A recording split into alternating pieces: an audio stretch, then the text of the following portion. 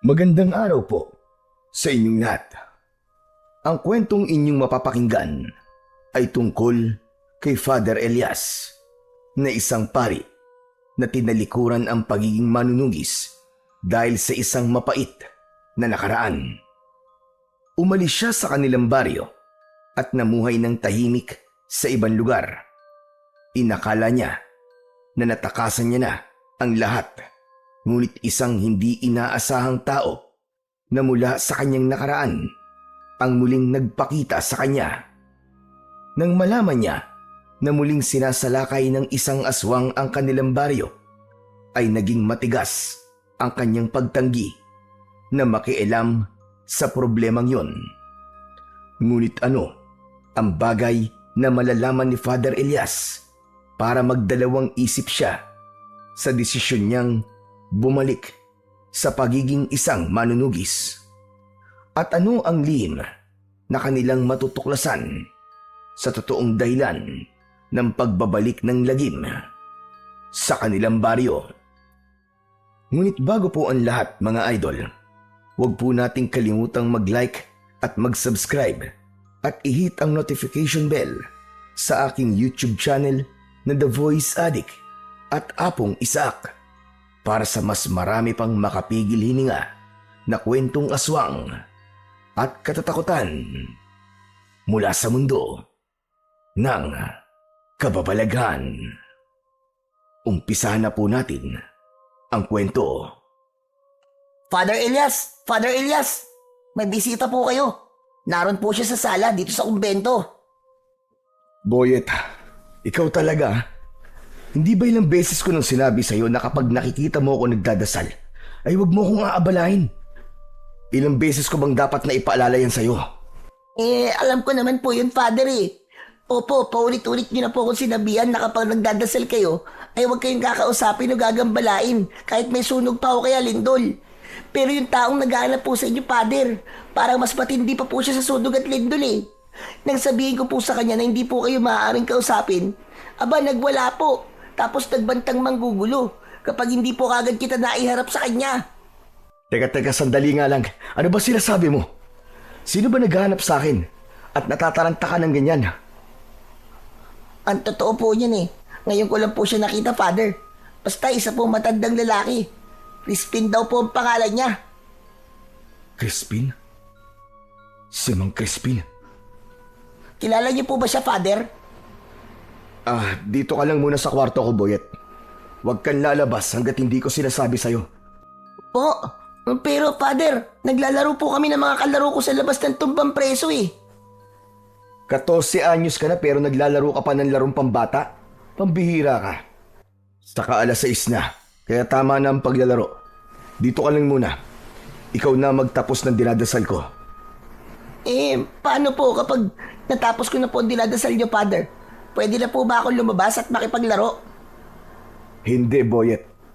Ulitin mo ang dasal hanggang sa balikan kita dito. Sige na. Simulan mo na ang pagdadasal, Boyet. Father naman eh. Minsan hindi ko rin maintindihan ng trip niyo sa buhay eh. Boyet, sundin mo na lang ang sinasabi ko at huwag ka ng maraming tanong. Sige na. Kailangan ko nang harapin ang aking bisita. Dito ka lang, Boyet, ha? Huwag kang lalabas dahil magagalit talaga ako sa'yo. Opo, Father.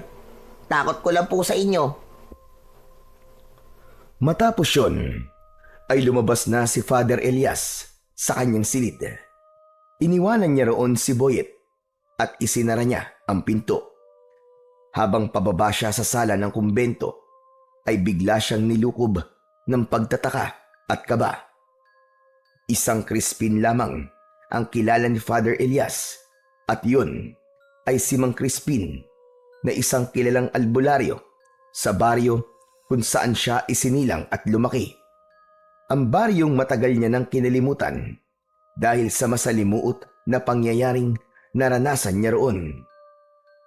Mahigit 10 taon ng pare si Father Elias sa lugar kung saan siya kasalukuyang naninirahan.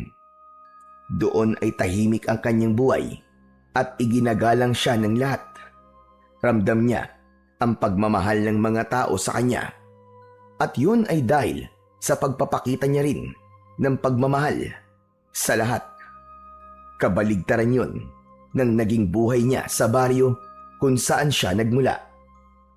Nang makarating si Father Elias sa sala ng kumbento, ay isang matandang lalaki na may suot na salakot ang nakita niya. Nakatalikod yun sa gawin niya.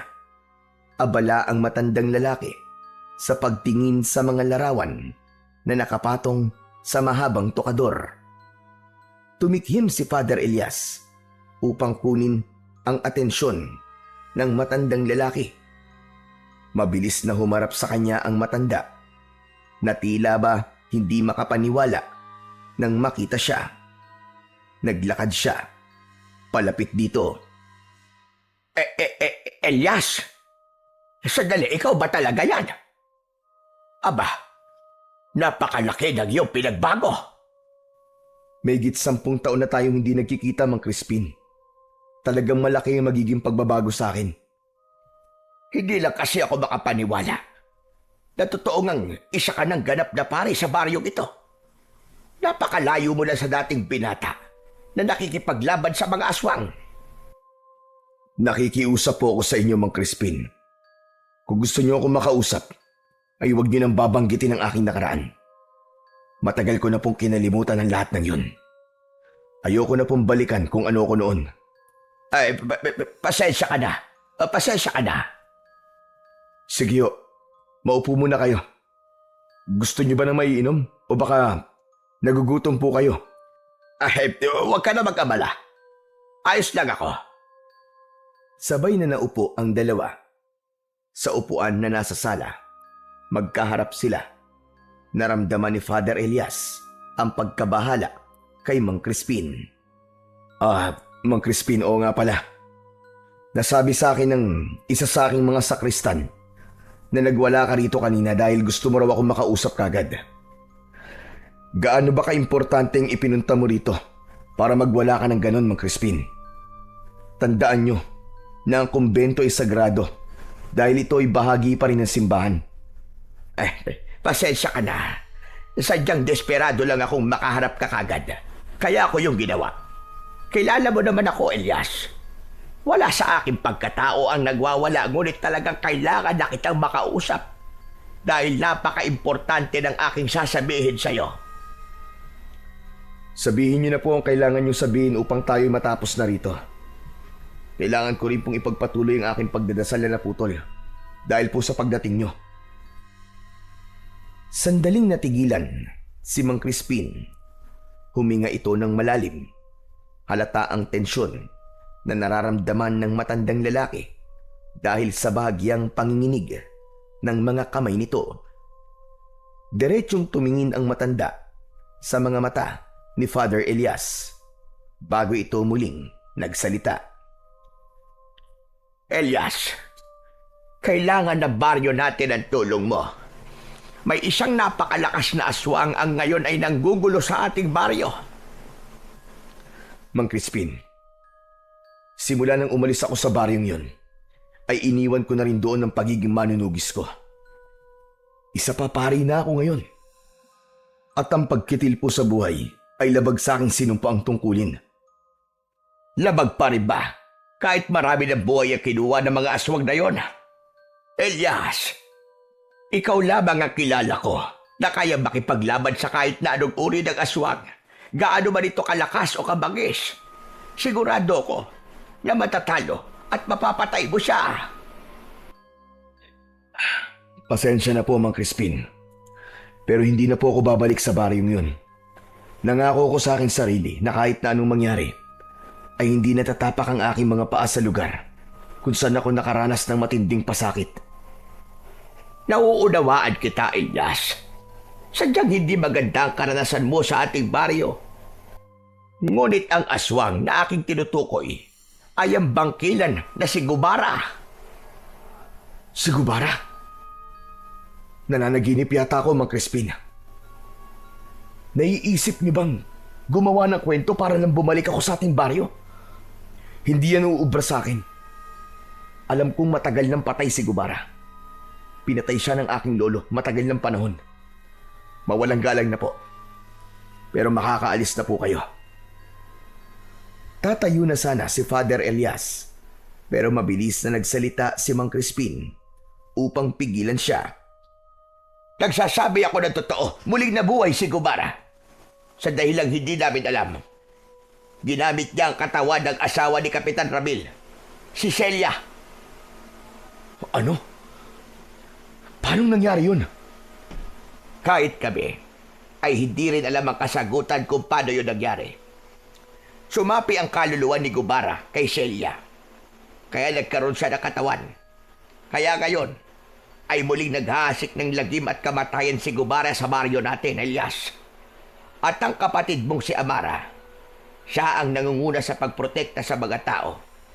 Pakiramdam ko, iniisip ni Amara na dahil nasa pamilya siya ng mahuhusay na manunugis, ay may responsibilidad siyang labanan si Gubara at siguruhing ligtas sa mga tao. Bakit naman yun gagawin ni Amara? Wala siyang kasanayan sa pakikipaglaban sa mga aswang, lalo na sa isang kagaya ni Gubara na isang bangkilan. Masyadong matapang ang kapatid mo na yon, Elias. Hindi na ako nagtataka dahil magkadugo kayo. Kaya kung ayaw mo mapahamak ang nag-iisa mong kapatid, ay babalik ka sa ating baryo para tuluyang wakasan si Gubara. Sandaling nag-isip si Father Elias. Bumalik sa alaala niya ang pinakamasakit na pangyayari na naranasan niya sa kanilang baryo. Si Father Elias ay mula sa pamilya ng mahuhusay na manunugis. Kaya bata pa lang ay sinanay na siya ng kanyang lolo at tatay sa pakikipaglaban sa mga aswang. Nang mamatay ang tatay niya dahil sa malubhang sakit, ay napunta kay Father Elias ang pagiging punong manunugis sa kanilang baryo. Matapos kasing patayin ng kanyang lolo si Gubara, ay nanghina na ito. Hanggang isang malakas na aswang ang umatake sa baryo nila. Magkatulong na nilabanan ni na Father Elias at ng lolo niya ang naturang aswang. Kahit nakita ng mga tao na nahihirapan at sugatan na sila, ay wala man lang tumulong sa kanila ni isa. Kahit anong pakiusap ang ginawa ni Father Elias noon, ay tila bingi ang mga tao. Napatay man ni Father Elias ang aswang, ay napatay din ng aswang ang lolo niya. Naputol ang pagbabalik tanaw ni Father Elias nang muling nagsalita si Mang Crispin. Alam kong malaki ang tampo mo sa ating baryo. Pero Elias, kailangan talaga namin ang tulong mo. Masyadong malakas si Gubara. Hindi namin siya kaya. Kahit pa lahat ng tao sa ating baryo ay magtulong-tulong. Kahit wag mo na itong gawin para sa ating baryo, gawin mo na lang ito para sa kapatid mo si Amara. Alam kong wala siyang kasanayan sa pakikipaglaban sa mga aswang. Baka dumating ang panahon na maging siya ay mapahamak. Talagang ginamit niyo pang pangalan ng kapatid ko para lang pagbigyan ko ang inyong gusto. Pero pasensya na talaga, Mang Crispin. Matagal ko nang tinalikuran ng pagiging manunugis. Nakatuon na ako ngayon sa paglilingkod sa Panginoon. Kaya sige na, Mang Crispin. Makakaalis na ho kayo. Maraming salamat po sa inyong pagbisita. Masaya po ako na makalipas ang napakahabang panahon ay nakakita ako ng isang pamilyar na muka. Hindi na ba talaga magbabago ang isip mo, Elias? Ano kailangan kong gawin para pumayag ka na labanan si Gubara? Gusto mo ba na lumuhod pa ako sa iyong harapan? Hindi mo na kailangan gawin yan, Mang Crispin. Walang bagay ang kayang baguhin ng aking desisyon. Ang gawin nyo ay pagtibayin nyo ang inyong pagbabantay. Himukin nyo ang mga tao sa baryo nyo, lalo na ang mga kalalakihan na makipaglaban. Pasensya na po talaga. Pero may mga bagay pa akong dapat na gawin. Tila naramdaman ni Mang Crispin ang pagiging buo ng desisyon ni Father Elias. Kaya tumayo na ito. Nagpasalamat ito kay Father Elias bago ito tuluyang umalis. Nanatiling nakatayo si Father Elias sa gitna ng sala. Mabilis ang tibok ng puso niya. Hindi pa rin siya makapaniwala kung paanong nabuhay si Gubara sa katawan ng ibang tao. Aminado siya na may parte pa rin ng puso niya na nagsasabing kailangan niyang bumalik sa kanilang baryo. Pero sa tuwing naaalala niya ang nangyari noon, ay bumabalik din ang hinanakit niya sa mga tao sa lugar na yon. Alam ni Father Elias na mali ang magkaroon ng hinanakit. Ngunit kahit isa na siyang pari, ay tao pa rin siya. May damdamin pa rin siya, gaya ng pangkaraniwang tao. At naniniwala siya na kung tinulungan lang sana sila ng mga tao noon, ay sigurado siya na buhay pa rin sana hanggang ngayon ang kanyang mahal na lolo. Pagsapit ng 7:00 ng gabi, ay magkasama ng nagsasalo sa hapunan sina Father Elias at ang batang si Boyet. Pritong tilapia at tinola ang kanilang ulam. Si Boyet ay isang binatilyo na dating palaboy. Wala itong pamilya at walang permanenteng tahanan. Madalas itong pagkatuwaan ng mga tao, kaya naawa rito si Father Elias hanggang sa nagdesisyon siyang ampunin ito at gawing sakristan. Pinag-aaral niya rin ito upang magkaroon ng direksyon ang buhay nito. Father, totoo ba yung narinig kong pinag-usapan nyo kanina ni Mang Crispin? Dati kang manunugis ng mga aswang? Sabi ko na nga hindi mo sinunod ang aking sinabi sa'yo. Lumabas ka pa rin ng kwarto at ang matindi pa, nakinig ka pa sa usapan ng ibang tao. Pasensya ka na, Father, ah. Hindi ko na kasi napigilan na alamin kung sino ba yung bisita mo kanina eh. Halatang halata kasi na ayaw mo malaman kung sino siya eh. Mas lalo tuloy lumaki ang kagustuhan kong makilala siya. Hindi ka na talaga marunong makinig sa akin, ha? Hindi ka na kagaya nung dati. Nakikinig pa rin naman ako sa inyo, Father eh. Kanina lang talaga hindi. Pero totoo po ba yung mga narinig ko kanina, Father? Dati kayo manunugis at pinapabalik kayo nung Mang Crispin sa inyong baryo para makipaglaban dun sa nabuhay na namang aswang na si... Ano nga bang pangalan nun? Gubara. Ayun, si Gubara. Ano, Father? Sagutin niyo naman po ang tanong ko. Totoo po ba ang lahat ng yon? Narinig mo na ang usapan namin kanina, di ba? Bakit kailangan mo pa ng kumpirmasyon? Manahimik ka na lang dyan at ituloy mo na ang pagkain mo. Wow! Kung ganun, totoo nga na isa kayong manunugis. Sobrang astig niyo po pala. Ini-imagine ko pa lang na may hawak kayong itak habang nakikipaglaban doon sa mga aswang. Kinikilabutan na talaga ako. O, tingnan mo, Father, oh. Tumataas sa mga balahibo ko sa braso. Father, bakit hindi po kayo bumalik ulit sa baryo nyo para labanan po yung aswang na yon? Sasama po ako sa inyo. Gusto ko po kayong makitang nakikipaglaban sa aswang. Tumahimik ka na, Boyet, pwede ba? Hindi yan mangyayari. Dahil hindi na ako babalik sa baryong yun. Pero, Father... Boyet, tama na. Tapusin mo na ang pagkain mo. At huwag ka na magtanong sa mga bagay na hindi makakatulong sa ating dalawa. Naging seryoso ang mukha ni Father Elias at diretso niyang tinignan ang mga mata ni Boyet. Napayuko si Boyet at ipinagpatuloy na lamang nito ang pagkain. Alam ni Boyet na kapag ginawa na yon ni Father Elias, ay unti-unti na siyang nagagalit. Ngunit ang totoo ay hindi galit si Father Elias. Nais lang niyang iwasan na mapag-usapan ang kanyang nakaraan dahil matagal na siyang nangako sa kanyang sarili na hindi niya na yon babalikan. Kinagabihan, habang mahimbing na natutulog si Father Elias, ay dinalaw siya ng isang masamang panaginip. Sa kanyang panaginip ay nakita niya ang dalaga niyang kapatid na si Amara sa gitna ng isang madilim na kagubatan. Hawak nito ang isang itak habang buong tapang na lumalaban sa mga aswang. Habang tumatagal ay parami ng parami ang mga aswang hanggang sa bumagsak si Amara matapos itong sunggaban ng isang aswang sa likod. Sunod-sunod na ang mga aswang na umatake kay Amara. Umalingaw-ngaw sa buong kagubatan ang kalunos-lunos na sigaw ni Amara habang umihingi ng tulong kay Father Elias. Amara! Amara!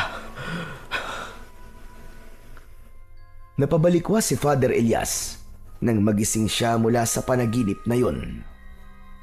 Habol niya ang paghinga at tagaktak ang malamig na pawis na tumutulo sa kanyang noo. Nagulat siya at muling napasigaw nang bumukas ang pinto ng kanyang silid. Pumasok si Boyet na may dalang kandila kaya inakala niya na isa itong multo. May pag-aalangang lumapit si Boyet kay Father Elias. Father Elias, ano po nangyari?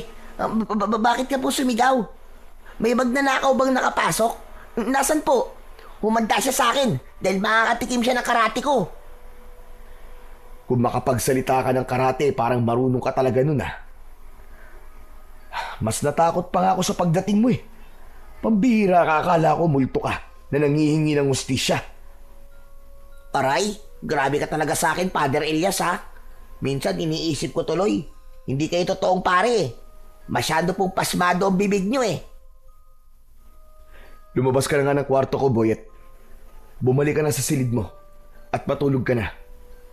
Pero bakit nga po kayo sumigaw, Father? Yung sigaw nyo po kasi parang takot na takot po kayo eh. Wala ito.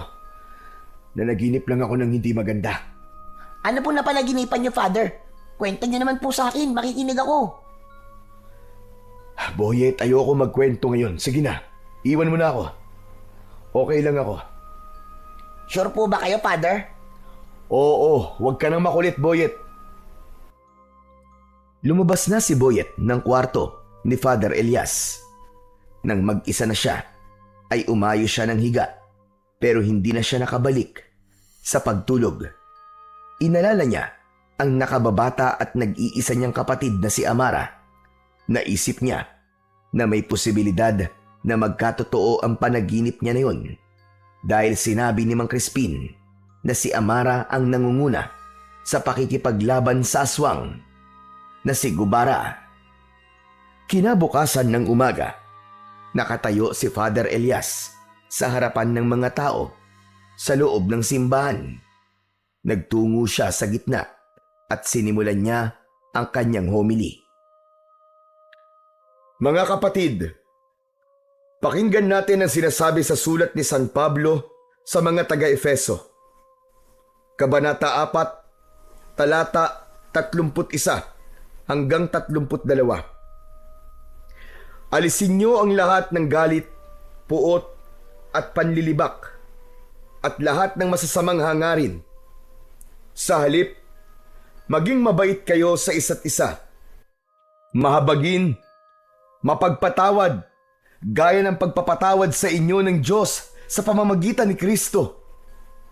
Mga kapatid, ang galit ay parang binhi.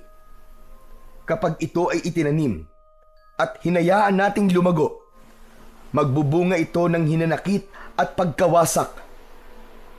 Ngunit kung ang itinanim natin ay pangunawa, pagmamahal at pagpapatawad, magbubunga ito ng kapayapaan at pagkakaisa. Mga kapatid, huwag nating hayaang mabulok ang ating mga puso sa puot dahil walang kabutihang naidudulot ito.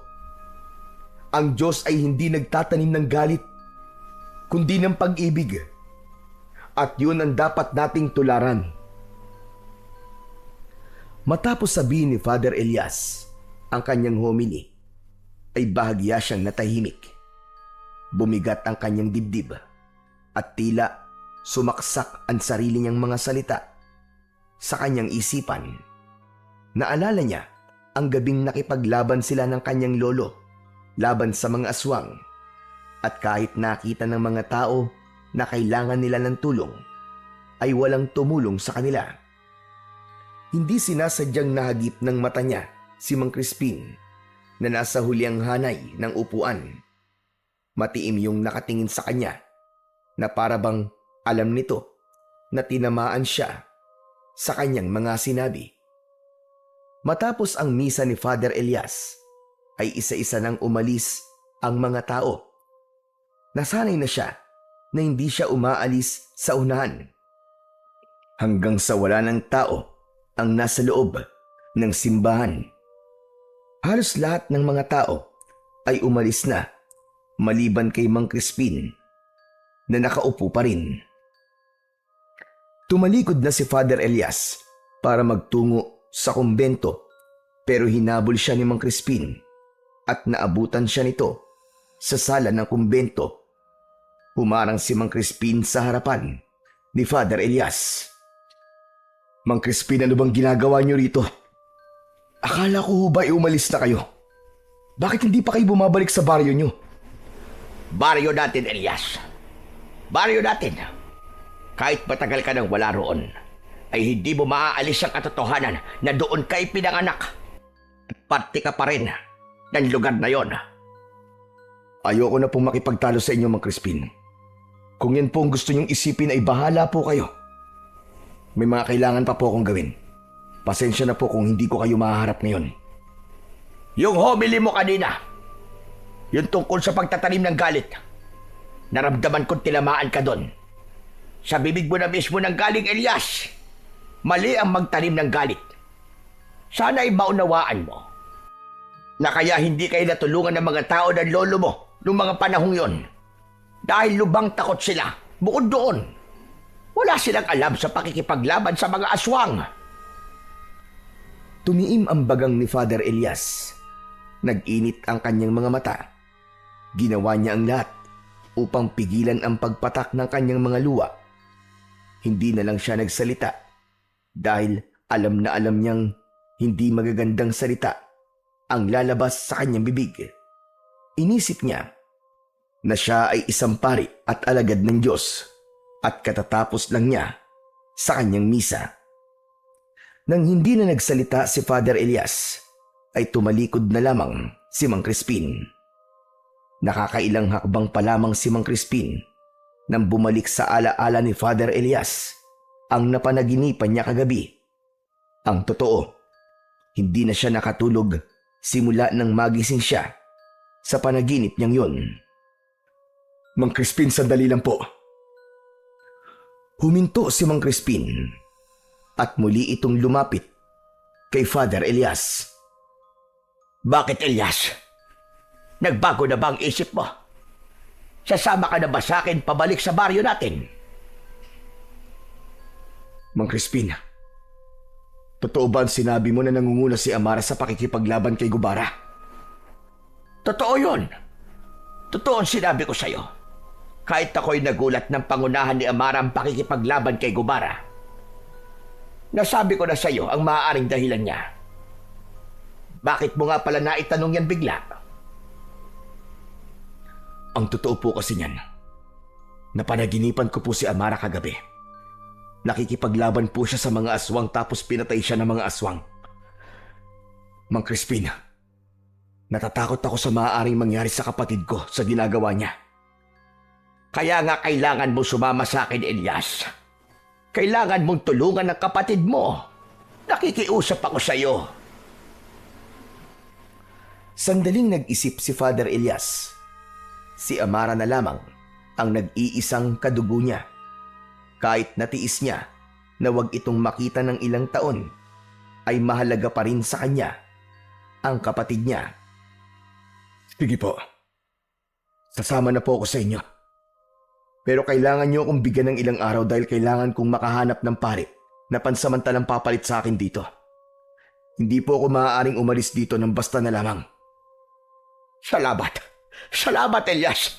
Hindi mo alam kung gaano ako kasaya sa desisyon mo na yan. Huwag ka mag-alala. Dahil hihintayin kita. Sabay tayong babalik sa baryo natin at sigurado ko na ikaw ang tatapos sa kasamaan ni Gubara. Gaya ng ginawa ng iyong lolo noon. Umango na lamang si Father Elias bilang tugon. Pero sa loob ng utak niya ay may ibang bagay siyang nais gawin. Kaya gusto niyang bumalik sa kanilang baryo. Matapos ng pakikipag-usap ni Father Elias kay Mang Crispin, ay nagtungo na siya sa kanyang silid. Umupo siya sa upuang nasa tabi ng bintana. Sa pagdungaw niya sa bintana ay nakita niya si Mang Crispin na naglalakad papalayo sa simbahan.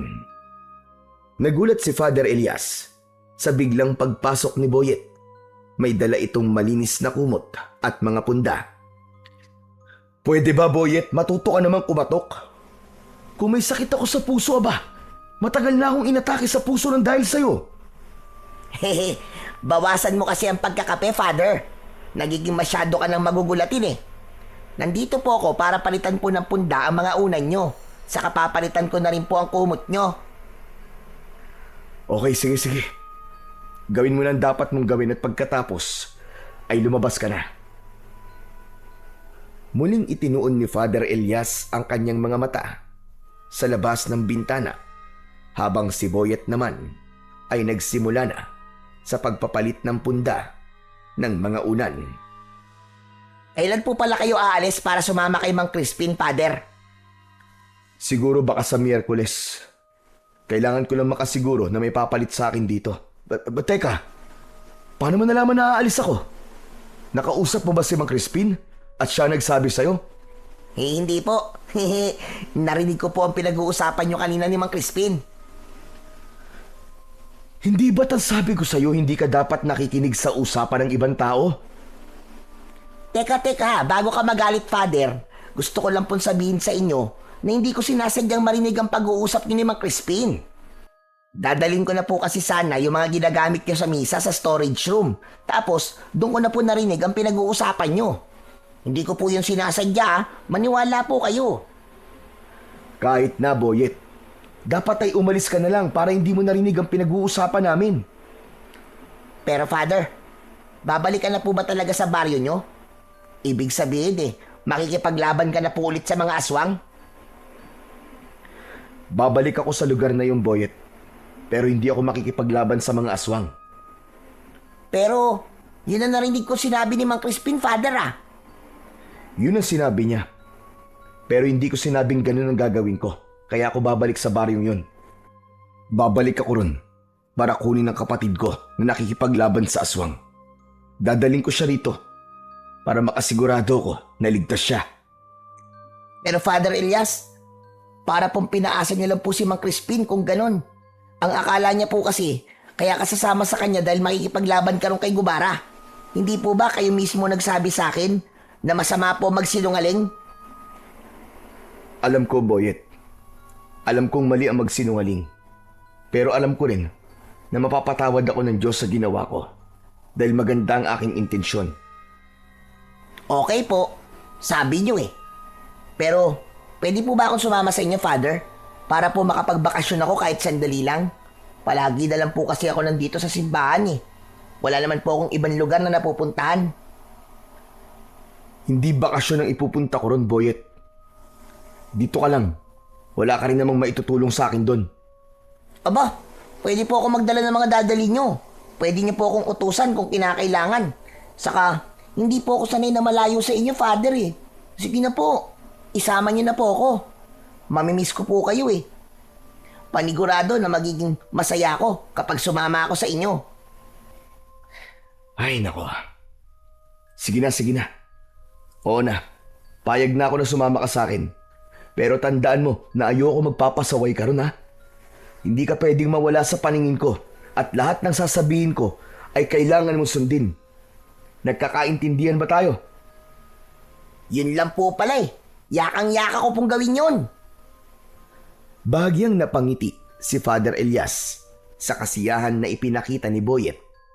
Kahit makulit si Boyet at madalas itong nagpapasaway, ay mahalaga pa rin ito sa kanya. Parang anak na ang turing niya rito at wala siyang ibang nais kundi ang ikabubuti at kasiyahan nito. At kung ang pagsama nito sa kanya sa baryo kung saan siya magtutungo ay magpapasaya rito, ay handa siyang isama ito roon.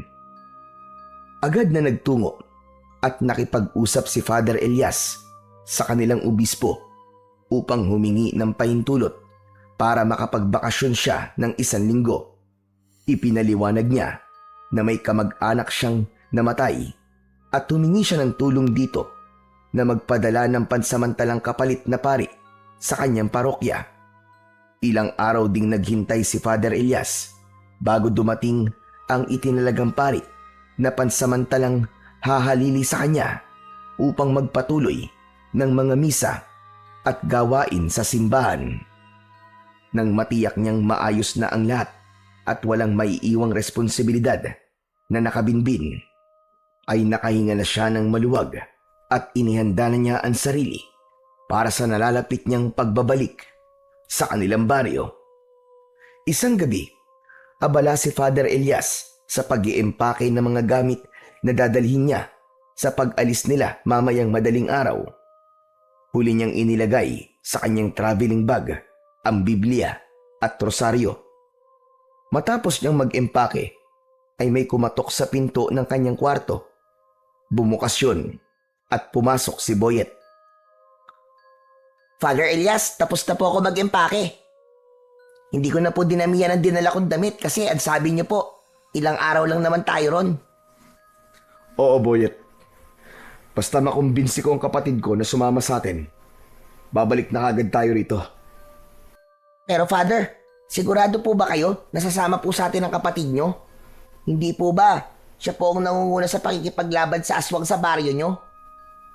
Mas matanda ako sa kanya at naniniwala ako na makikinig siya sa akin.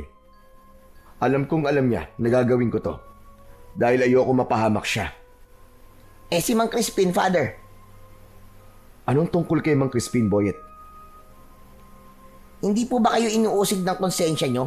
Kasi nagsisinungaling po kayo sa kanya. Asang-asa pa naman siya sa inyo na makikipaglaban kayo ron kay Gubara. Kawawa naman siya, Father. Mas kawawa ang kapatid ko, Boyet, kapag namatay siya sa kalaban niyang aswang. Talagang patay kagad, Father? Hindi pa pwedeng mapahamak muna? Alam mo, ikaw na bata ka, ang dami mo talagang alam. Sige na, matulog ka na. At maaga pa tayong aalis mamayang madaling araw. Kapag ikaw hindi nagising, iiwan talaga kita.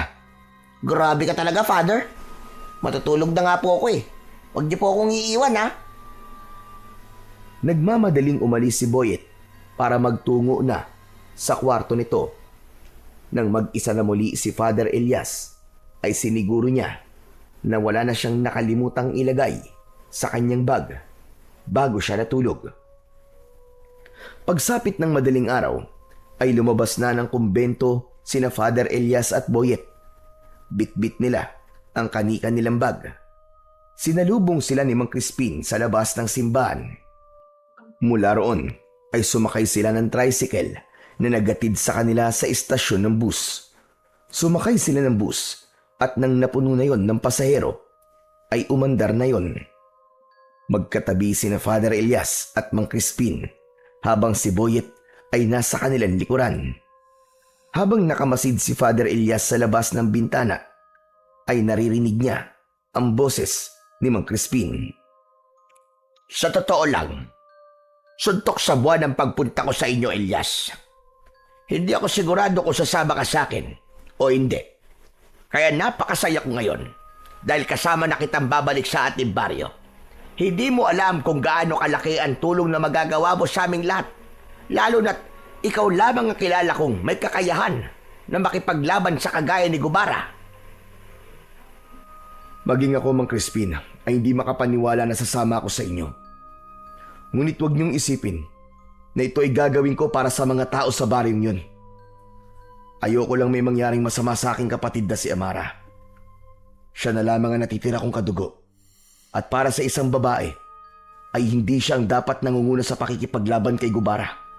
Ang bagay na yun ay gawain ng isang lalaki. Sadyang nasa dugo ni Amara ang pagiging manunugis.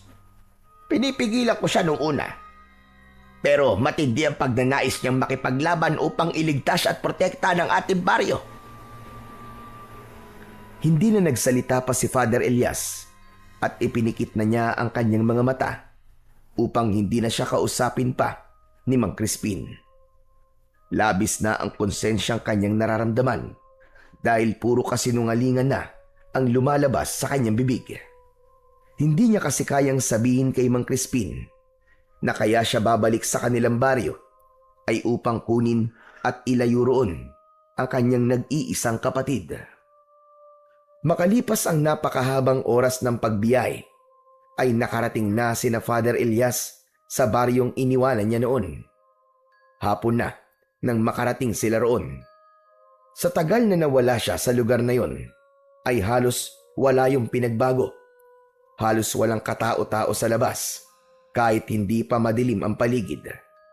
Ramdam ni Father Elias ang takot na bumabalot sa buong baryo. May ilan na nakakita sa kanya at tinitigan siya ng mabuti mula sa malayo na parabang inaalam ng mga ito kung sino siya. Nang makarating na sila sa harapan ng bahay ni na Father Elias, ay bahagyang naluha ang pari. Samot-saring alaala ang bumalik sa kanya. Mula sa kanyang pagkabata hanggang sa tuluyan na siyang naging ganap na manunugis ng mga aswang. Halika, sigurado ko na nasa likod ng inyong bahay si Amara. Alam ko na kapag ganitong oras ay gumagawa siya roon ng mga sibat mula sa kawayan. Naunang nagtungo si Mang Crispin sa likod ng bahay. Marahan ng paghakbang na nakasunod naman dito sina Father Elias at Boyet. Nasa gilid pa lang sila ng bahay ay narinig na nila ang boses ni Amara. Mang Crispin, nakabalik na po pala kayo. Kumusta po ang lakad nyo? Kasama niyo na po ba si Kuya Elias? Nakarating na si Father Elias sa likod ng bahay. Naroon si Amara na may hawak na kawayan at itak. Tuluyan nang pumatak ang luha ni Father Elias nang malaman na dalagang-dalaga na ang kanyang kapatid. Malayo na yon sa dalagitang si Amara nang umalis siya sa baryong yun. Naluluwang lumapit si Amara kay Father Elias. Hindi makapaniwalang tinignan siya nito. Kuya, ikaw na ba talaga yan? Kuya Elias? Ako nga, Amara. Bagay na bagay pala talaga sa'yo maging pari, kuya. Bagay sa'yo ang suot mong abito. Totoo nga ang sinabi mo sa akin bago ka umalis na magiging pari ka dahil mas gusto mo ang tahimik na buhay. Iiwan ko muna kayo magkapatid para makapag-usap kayo. Boy at Iho, ilagay mo muna ang gamit ni Elias sa loob at sumama ka sa akin. Bigyan natin ng oras sina Elias at Amara. Sige po, Mang Crispin. Nang makaalis na sina Mang Crispin at Boyet, ay mahigpit na yumakap si Amara kay Father Elias. Gumanti naman si Father Elias ng yakap sa kanyang kapatid. Matapos nilang magyakap, ay kapwa sila, luhaan. Sobrang saya ko, kuya. Kasi nandito ka na ulit sa baryo natin. Pero sana, kuya, ay proud ka sa akin. Kasi nakaya ko mag-isang mabuhay. Patawarin mo ako kung iniwanan kita noon. Patawad kung umalis pa rin ako kahit alam ko na mabubuhay ka rito na mag-isa. Ayos lang, kuya. Dahil kasi ron ay mas naging matapang ako. Natuto ko mabuhay nang hindi palaging nakadepende sa ibang tao. Kaya nga sobra kitang ipinagmamalaki, Amara. Napakalayo mo na sa matatakuting dalagitan na kahit sa kidlat at kulog ay nagtatago. Naalala mo pa talaga yun, kuya. Pero maiba ko. Siguro naman, kuya, ay nasabi na sa iyo ni Mang Crispin ang nangyayari rito sa ating baryo. Si Gubara, yung malakas na bangkilan, nabuhay ulit siya. Hindi namin alam kung paano bumangon ang kanyang espiritu at sumanib yun sa asawa ni Kapitan. Kaya ngayon, may katawan na ulit siya at nag-aasik siya ng lagim dito sa ating baryo. Nakapagtataka nga ang bagay na yan. Hindi ko alam na kaya palang sumanib ng kaluluwa ng isang aswang upang magkaroon ito ng panibagong katawan. Kahit nga si Mang Crispin ay hindi rin alam kasagutan sa misteryong yan. Pero kuya, kaya ka ba bumalik dito ay dahil tutulungan mo kaming labanan si Gubara? Sa totoo lang, nahihirapan na kaming labanan si Gubara, kuya. Lalo na at wala namang kasanayan sa pakikipaglaban sa mga aswang ang mga tao rito. Ang pamilya lang natin ang may kaalaman pagdating sa ganung bagay. Amara, may itatanong pala ako sa'yo. Totoo ba ang sinabi ni Mang Crispin na ikaw ang nangunguna sa pakikipaglaban kay Gubara? Oo kuya, totoo yun. Nung unang beses kasing sumalaki si Gubara, ay walang kahit isang nakipaglaban sa kanya. Lahat kami nagtago. Doon ko naisip na kailangan kong tumindig at pangunahan ng pakikipaglaban dahil ang pamilya natin ay mula sa lahing mga manunugis. Kailangan na may isang magsimula upang sumunod ang marami. Ngunit nakakalimutan mo bang ikaw ay isang babae? Ang pakikipaglaban sa mga aswang ay gawain lamang ng isang lalaki. Hindi ko iniisip kung ano ang aking kasarian, kuya. Ang tanging nasa isip ko ay ang maprotektahan ng baryo natin laban sa hayop na gubarang yon. Nakalimutan mo na rin yata na namatay si Lolo dahil hindi kami tinulungan ng mga tao sa pakikipaglaban namin sa isang aswang. Ano't nais mo pa rin protektahan ng mga tao sa lugar na to? Dahil mahal sila ni Lolo. Mahal ni Lolo ang mga tao sa baryo natin, kuya. Alam ko na namatay si Lolo na masaya dahil sa kahuli-hulihan niyang hininga ay nagawa niya ang gusto niya at nakakapagpasaya sa kanya. At yun ay ang protektahan ng baryong ito. Biglang natahimik si Father Elias sa sinabing yun ng kanyang nakababatang kapatid na si Amara. Pakiramdam niya tuloy kahit isa siyang pari ay napakasama niya dahil mas mapagtanim siya ng sama ng loob kumpara sa kanyang nakababatang kapatid. Oo nga pala, Amara. Hindi ako naparito para makipaglaban kay Gubara. Nang malaman ko mula kay Mang Crispin na ikaw ang nangunguna sa pakikipaglaban sa aswang na yon, ay labis ako nag-alala sa'yo. Ano? Pero teka, kuya. Ano ang totoong dahilan mo? Bakit ka nandito ngayon? Dahil sa'yo, Amara. Hindi ko gustong ginagawa mong pakikipaglaban sa mga aswang. Nandito ako para sunduin ka. Isasama kita sa baryo kung saan ako nakatira ngayon. Mas ligtas ka ron at kapag naroon ka, ay mas magiging kampante ako. Pasensya na, kuya. Pero hindi ako aalis sa baryong to. Lalo na ngayon nandito na naman si Gubara. Kung makikita mo lang ang takot ng mga tao sa tuwing umaatake si Gubara, kuya, baka hindi ka na umalis dito. Baka hindi ka na umalis hanggat hindi mo napapatay ang Gubara na yon. Sa ganitong sitwasyon, hindi masamang isipin mo ang sarili mo. Sige na, mag-impake ka na at aalis na tayo ngayon din. Pasensya na, kuya. Hindi ako aalis dito. Hindi ko iiwan ng mga tao na nasa isang sitwasyon na hindi nila alam ang kanilang gagawin. Hindi matututo ang mga tao rito kung palagi mo silang tutulungan. Hindi mo ako naiintindihan, kuya. Nung umalis ka, tiniwan mo ako mag-isa. Ang mga tao rito ang tumulong sa akin. Takot na takot ako nung una. Pero sina Aling Clara, sina Ate Sonia at kung sino-sino pa, sila ang sumama sa akin sa bahay natin, lalo na sa gabi.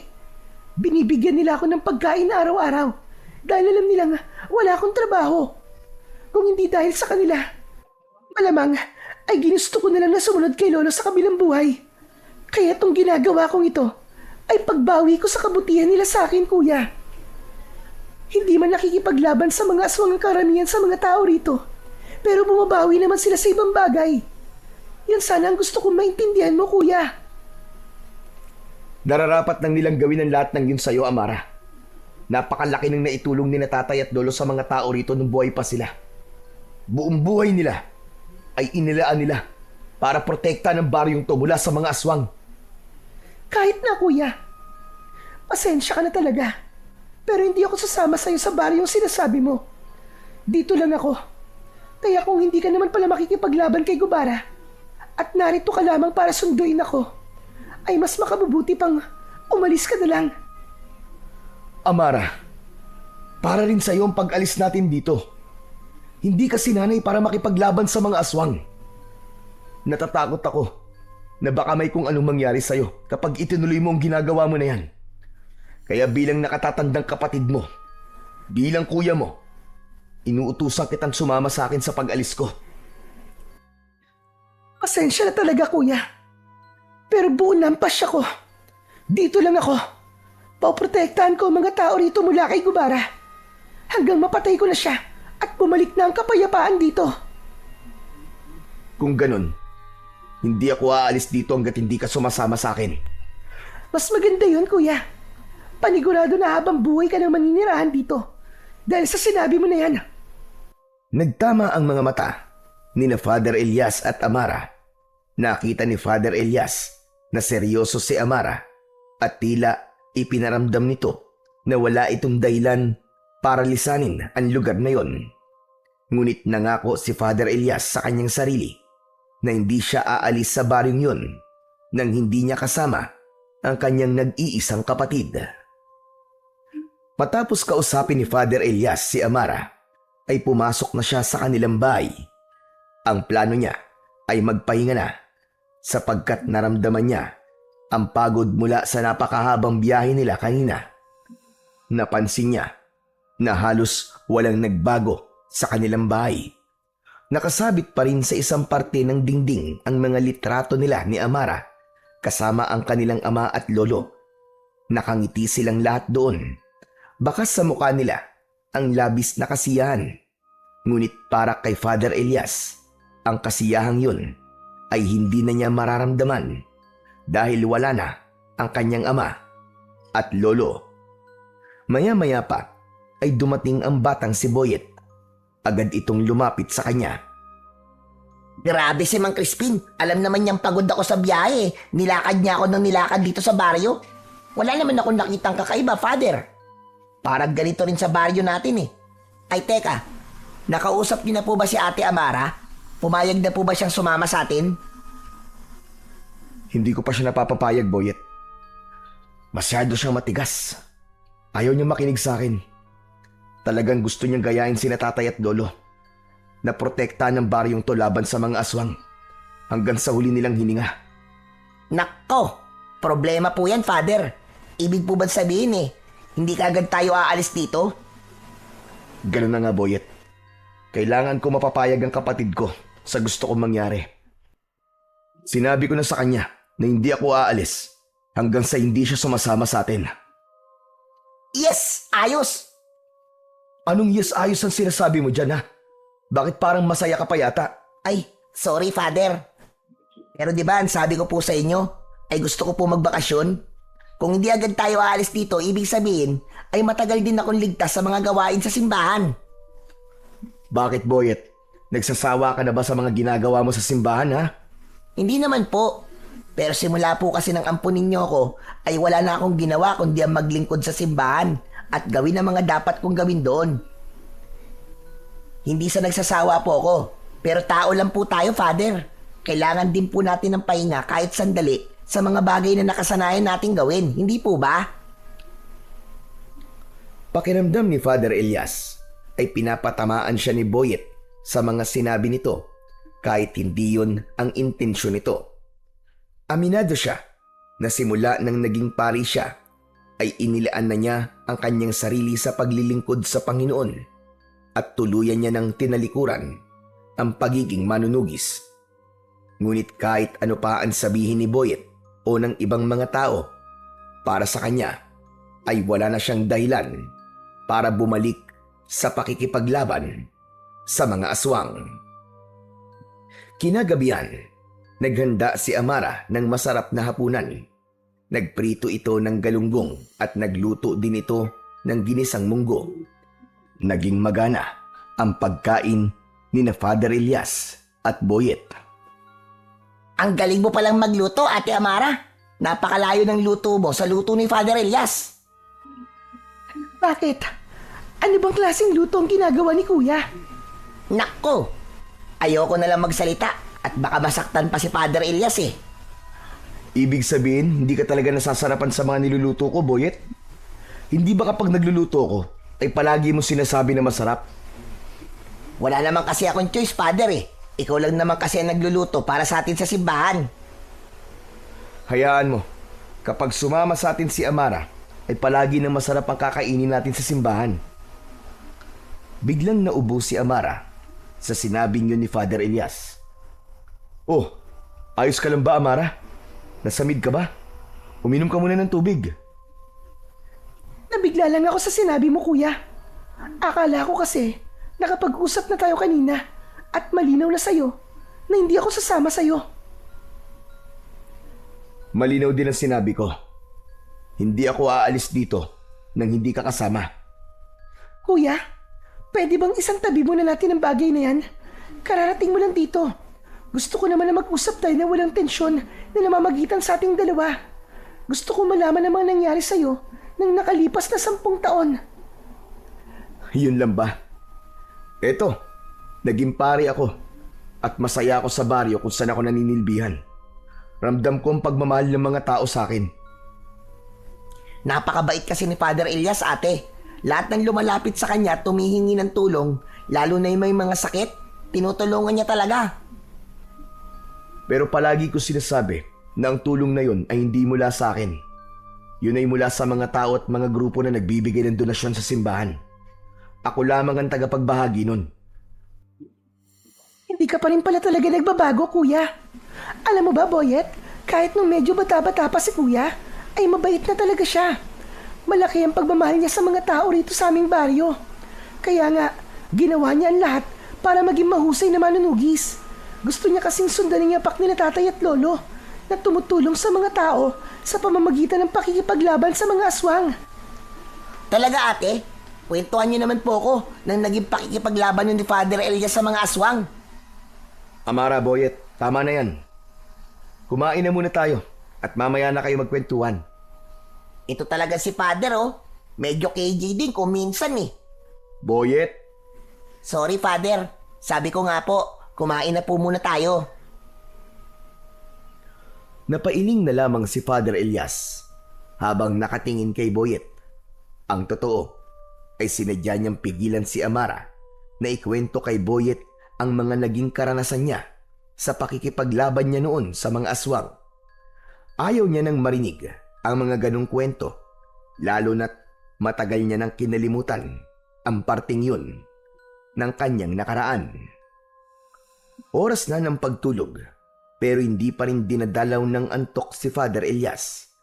Kaya habang mahimbing na natutulog si Boyet sa kanilang kwarto, ay lumabas siya at naupo sa upuang nasa harapan ng kanilang bahay. Napakatahimik ng paligid at tanging ang huni lamang ng mga kuliglig ang kanyang naririnig. Makalipas ang ilang sandali, ay lumabas din ng bahay ang kapatid niyang si Amara. Umupo ang dalaga sa tabi ni Father Elias. Alam mo, kuya, nang sabihin ni Mang Crispin na pupuntahan ka niya at kukumbinsin na bumalik dito, napakasaya ko. Sa loob kasi na mahigit 10 taon, hindi ako nawalan ng pag-asa na babalik ka rito. Pasensya ka na, Amara, kung hindi man lang kita dinadalaw dito. Alam mo naman kung ano ang aking dahilan. Pero walang araw at gabi na hindi kita isinama sa aking panalangin. Palagi kong ipinagdadasal na sana ay maayos ka sa araw-araw at palagi kanyang protektahan. Maraming salamat, kuya. Mukhang dinidinig ng Diyos ang mga dasal mo kasi hanggang ngayon ay buhay pa ako. Ngunit gusto kong sabihin sa'yo na minsan hindi sapat ang pagdarasal lang. Hindi pwedeng iasa natin palagi ang lahat sa ating Panginoon. Madalas ang mga nangyayari sa ating buhay ay bunga ng ating desisyon. Kaya alam ko na mas makabubuti kung titigil ka na sa pakikipaglaban sa mga aswang at sasama ka na sa akin. Pasensya ka na talaga, kuya. Pero kahit ilang beses mo akong pilitin, ay hindi talaga ako sasama sa'yo. Nasimulan ko na to, kaya kailangan ko itong tapusin. Isa pa, marami na ring napatay si Gubara simula na magbalik siya. Si Mang Kaloy, na matalik na kaibigan ni tatay, wala na siya. Pinatay siya ni Gubara, kuya. Pati na rin ang kababata mong sina Alex at Mario. Namatay din sila dahil kay Gubara. Magsasalita pa sana si Father Elias nang mapansin niya na biglang natigilan si Amara. Hinawakan ni Amara ang suot nitong agimat na nakasabit sa leeg nito at mariin itong pumikit. Sa pagmulat ng dalaga ay habol na nito ang paghinga. Bakit, Amara? Anong nangyayari? Ayos ka lang ba? Si Gubara, kuya. Nandito na naman siya. Kailangan ko siyang harapin. Ano? Hindi. Dito ka lang. Hindi ka aalis, Amara. Ngunit hindi pinakinggan ni Amara si Father Elias. Nagmamadaling pumasok sa bahay si Amara at paglabas nito ay may dala na itong matalas na itak. Walang lingon-likod itong tumakbo, papalayo. Amara! Amara, bumalik ka rito! Amara! Tila walang narinig si Amara at patuloy lang yun sa pagtakbo. Nagkaroon ng pagdadalawang isip si Father Elias kung susundan at tutulungan niya ang kanyang kapatid. Ngunit mas nanaig sa kanya ang desisyon niyang wag nang bumalik sa pakikipaglaban sa mga aswang. Dahil sa pagsigaw ni Father Elias ay nagising si Boyet. Pupungas-pungas itong lumabas. Bakit ang ingay niyo naman po, Father? Alam niyo naman pong may natutulog eh. Boyet, bumalik ka na sa loob. Hindi ligtas dito sa labas. Sige na. Teka, bakit, Father? Ano po nangyari? Teka, ano po yun? Bakit nagsisigawan po ang mga tao? Sumasalakay si Gubara, Boyet, at umalis si Amara para harapin ang aswang na yun. Ano? Nandito po si Gubara? Gusto ko po siya makita, Father. Gusto ko po makakita ng totoong aswang. Tumigil ka, Boyet. Hindi to laro. Hindi mo alam kung anong kayang gawin ng isang bangkila na kagaya ni Gubara. Pero yun nga po ang isa sa dahilan kung bakit po ako sumama sa inyo dito eh. Para makakita po ako ng aswang. Sige na po, Father. Payagan niyo na po ako. Pangako po, mag-iingat po ako. Hindi. Pumasok ka sa loob, Boyet. Sorry po, Father. Pero hindi ko po kayo susundin ngayon. Gusto ko po talaga makakita ng totoong aswang. Babalik po kagad ako dito kapag nakita ko na po si Gubara. Biglang tumakbo ng mabilis si Boyet at hindi na nilingon si Father Elias. Hindi makapaniwala ang pari sa pagsuway na yon ni Boyet sa kanya at ang unang pumasok sa utak niya ay baka mapahamak ito. Kaya kahit napipilitan ay sinundan niya si Boyet upang pwersahan itong iuwi sa kanilang bahay. Nang makarating si Father Elias sa pinangyayarihan ng kaguluhan, ay nakita niya si Amara na nakikipaglaban kay Gubara. Ang aswang na si Gubara ay may nakakatakot na anyo. Meron itong malalaking pakpak na maihahalin tulad sa isang paniki. Matutulis ang mga kuko nito na parang mga patalim. Maging ang mga ngipin nito ay matutulis din. Pulang-pula ang mga mata ni Gubara na parang 2 pares ng bolang apoy. Meron itong mahaba at kulay itim na sungay. Nang makita ni Father Elias si Boyet na nakatago sa likod ng isang puno habang nanonood sa laban na nangyayari, ay agad niya itong nilapitan. Nagulat si Boyet nang hawakan niya ito sa braso. Boyet, halika na! Umuwi na tayo! Sandali na, Father. Nanonood pa ako sa pakikipaglaban ni Ate Amara kay Gubara eh. Tignan niyo po. Ang galing pala talaga ni ate sa pakikipaglaban sa aswang. Nakaka-elibs. Napatingin si Father Elias kay Amara habang hawak nito ang isang matalim na itak. Mistulang isang magiting na mandirigma ang kanyang kapatid. Mabilis itong gumalaw at madali nitong naiiwasan ang bawat pag-ataking ginagawa ni Gubara. Sa bawat paglusob ni Gubara mula sa impapawid, ay sinusuklian yun ni Amara ng mabilis na pag-ilag at malakas na pag-atake. Nakita ni Father Elias na ilang beses na nasugatan ni Amara si Gubara sa iba't ibang parte ng katawan nito. Grabe, Father. Sobrang astig talaga ni Ate Amara. Tignan niyo po ba ang galaw niyo? Parang aral na aral. Parang napakatagal nagsanay. Natutunan niya yan sa amin ni Lolo. Pati na rin sa aming tatay. Mukhang habang nagsasanay kami nun, ay pinapanood niya kami. Kaya alam niya ang mga ganyang galaw. Bakit hindi niyo po siya tulungan, Father? Gusto ko rin pong makita na nakikipaglaban po kayo sa aswang. Sige na po, Father. Tulungan niyo na po siya. Manahimik ka, Boyet. Isa na akong pari ngayon at hindi na ako manunugis. Muling lumipad si Gubara at sumugod mula sa itaas. Naglalaway ito at galit na galit, subalit sinalubong ito ni Amara ng mabilis na saksak sa balikat.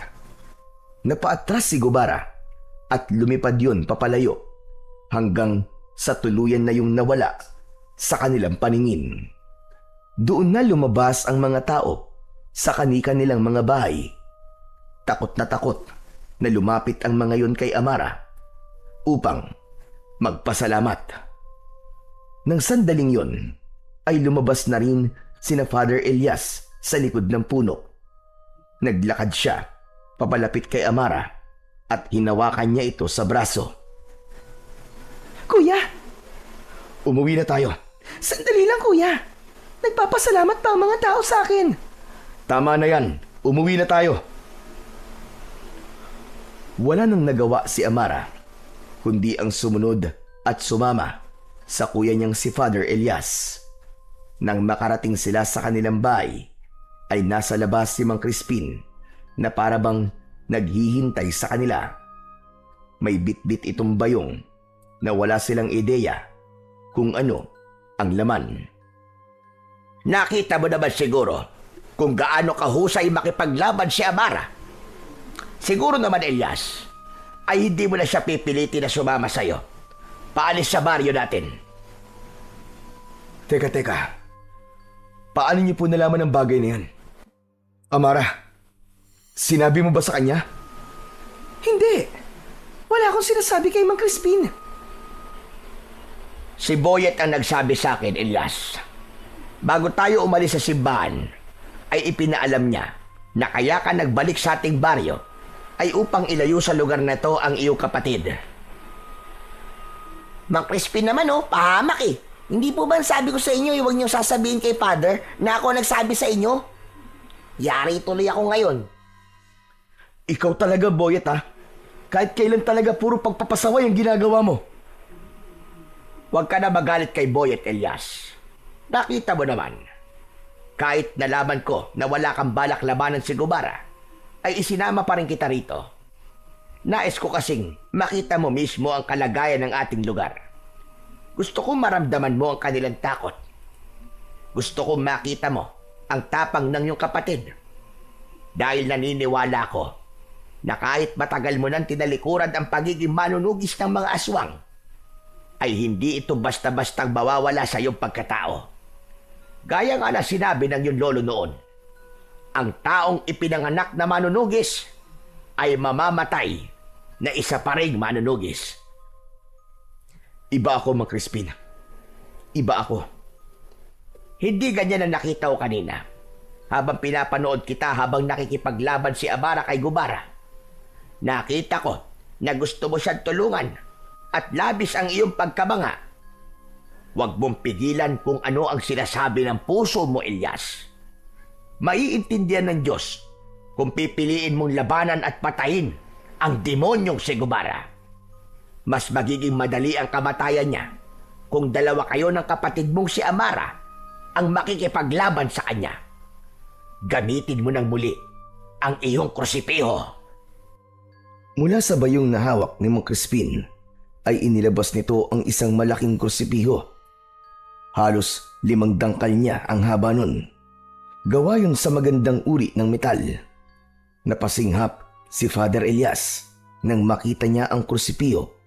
Yun ay ang kanyang kakaibang sandata laban sa mga aswang. Sa unang tingin ay masasabi na isa lamang yung normal na krusipiho. Ngunit kapag hinugot ang itaas na bahagi nun, ay lalabas ang isang mahabang patalim.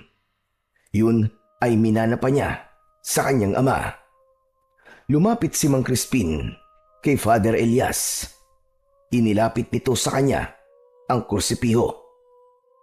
Ilayo niyo sa akin ang bagay na yan. Ayoko na yan makita. Saka paano yan napunta sa inyo? Tinapon ko na noon yan sa ilog ah. Kinuha ko ito mula sa ilog na yung pinagtapunan. Alam ko na darating ang panahon na muli mo ito kakailanganin. Kaya itinago ko at inalagaan. Nagkakabali ka, Mang Crispin. Hindi ko na yan kailangan at kahit kailan, Hindi ko na muling gagamitin ang sandatang yan. Kuya, pakiusap. Tulungan mo akong labanan si Gubara. Oo, nagagawa ko siyang itaboy. Ngunit nararamdaman ko na habang tumatagal ay palakas siya ng palakas. Ayokong dumating sa punto na kapag sobrang lakas na siya, ay hindi ko na siya kayang labanan. Kaya bago pa niya tuluyang makamit ang buo niyang lakas, ay dapat na natin siyang tapusin. Hindi, ayoko. Hindi niyo ako mapipilit na muling maging manunugis. Hindi ako bumalik dito para makipaglaban sa aswang. Nandito ako para subduin ka, Amara. Nandito ako para ilayo ka sa panganib at sa lugar na to. Ngunit nagulat si Father Elias nang kunin ni Mang Crispin ang isa niyang kamay at ipinatong nito roon ang kursipiho. Naramdaman niya ang lamig nun. Mabigat yun. Pero kahit matagal niya na yung hindi nahahawakan, ay tila sanay na sanay pa rin siya na dalhin yun. Magnilay-nilay ka, Elias. Pagmasdan mo ng madalas ang sandata na ginamit mo noon para protektahan ang baryong ito laban sa masasamang elemento. Mag-isip ka ng mabuti at sa muli nating pag-uusap, kung ano man ang magiging desisyon mo, ay igagalang namin. Amara, uuwi na ako. Maraming salamat dahil muli mong iniligtas ang ating baryo mula kay Gubara. Matapos yun, ay umalis na si Mang Crispin. Naiwan sa mga kamay ni Father Elias ang kursipiho. Hindi na rin nagsalita sina Amara at Boyet. Magkasamang pumasok ang dalawa sa bahay. Naiwang mag-isa si Father Elias sa labas habang hawak niya ang sandata na napakaraming aswang na ang napaslang. Habang nakatingin si Father Elias sa kursipiho, ay hindi niya alam ang kanyang mararamdaman. Nang nagdesisyon siyang itapon yon, ay hindi na siya umasa na muli niya itong makikita. Kaya hindi pa rin siya makapaniwala na nasa mga kamay na niya ang kanyang nag-iisang sandata. Magdamag na hindi nakatulog si Father Elias dahil sa pag-iisip kung ano ang kanyang magiging desisyon. Nagtatalo ang kanyang utak at puso. Nais ng utak niya na sapilitang ilayo ang kapatid niyang si Amara sa lugar na yon. Ngunit ang gusto naman ng kanyang puso ay tulungan si Amara na labanan ang aswang na si Gubara. Nagulat na lamang siya nang makarinig ng sunod-sunod na pagtilaok ng manok sa labas ng kanilang bahay. Nang buksan niya ang bintana, ay nakita niya ang unti-unting pagsilip ng araw sa silangan. Tinignan niya ang kursipihong nakasandal sa dingding. Hindi na kita kailangan. Matagal na kitang tinalikuran, gaya ng pakikipaglaban ko sa mga aswang.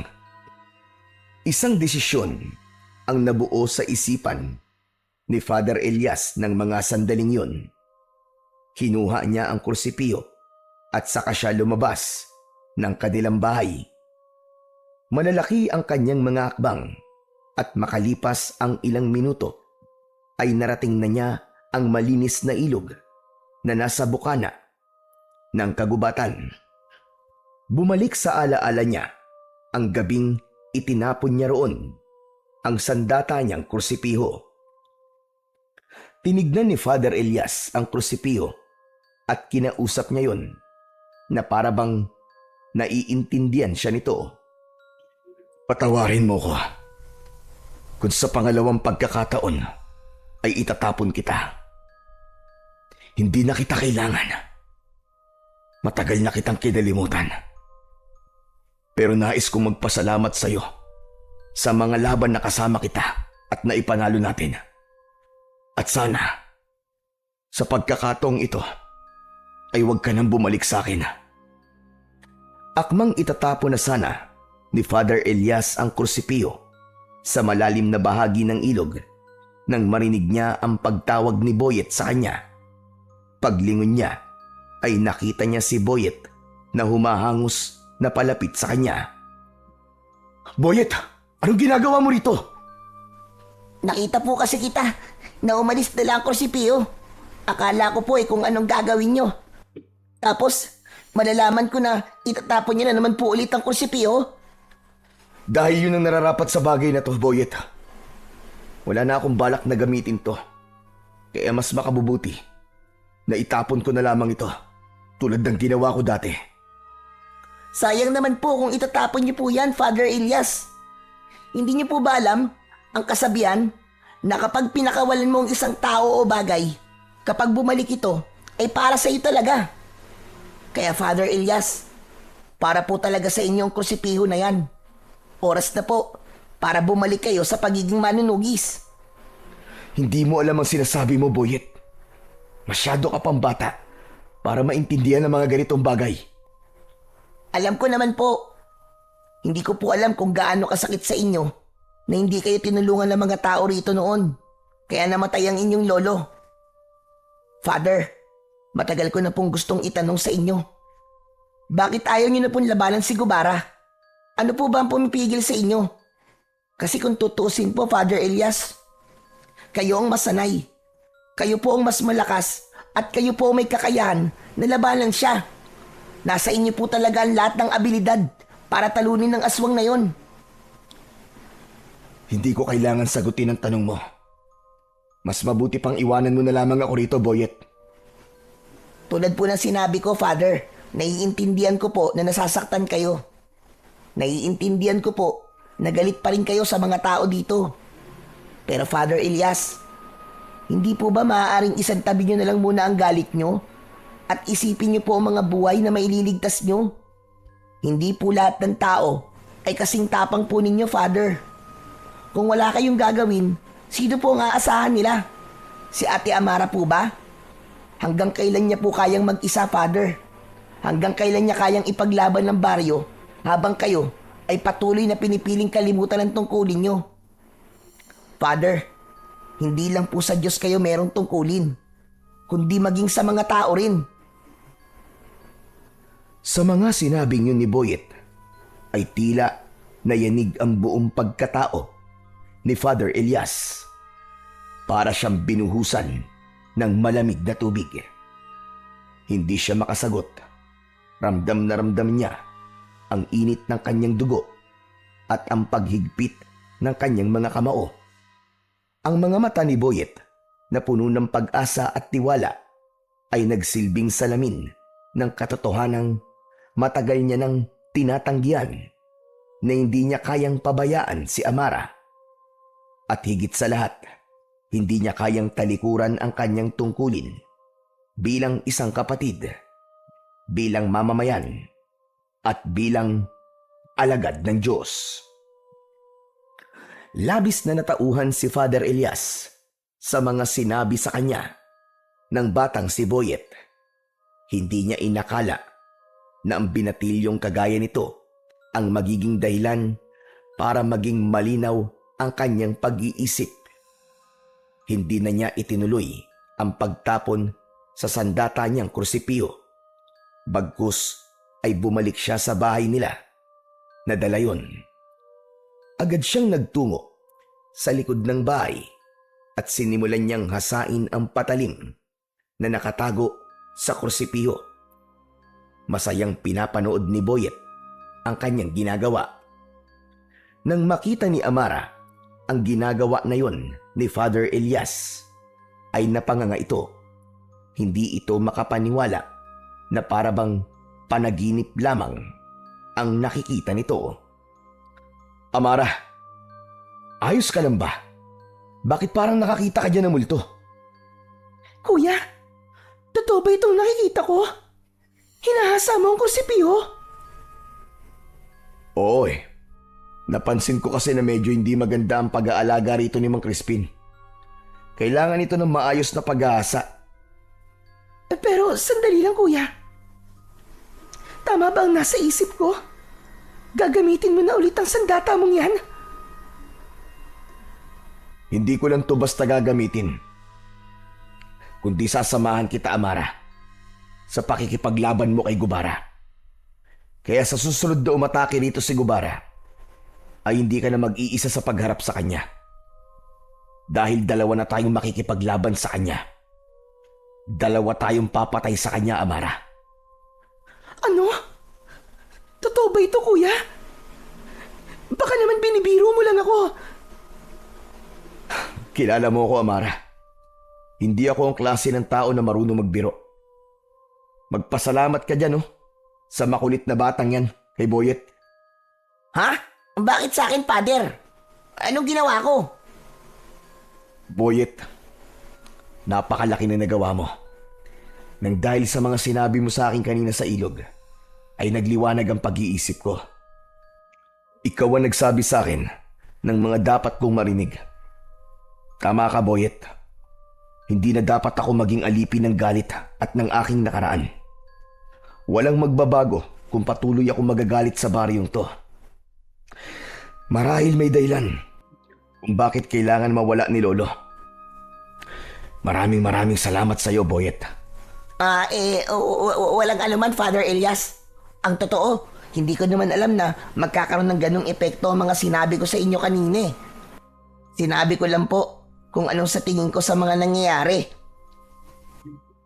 Ako, maraming salamat, Boyet. Maraming salamat din, kuya. Dahil nagbago na ang iyong isip. Hindi mo alam kung gaano ako kasaya ngayon. At sigurado rin ako na kapag nalaman to ni Mang Crispin, ay matutuwa siya. Kaya simulan na natin ang ating pagsasanay. Matagal na akong hindi nakikipaglaban sa mga aswang. Kaya kailangan ko ng mabilisan na pag-iensayo. Maluwaluwang tumango si Amara sa sinabing yun ng kanyang kuya Elias. Nang sandaling yun, ay buo na ang loob ni Father Elias na tulungan ang kapatid niyang labanan at patayin ang aswang na si Gubara.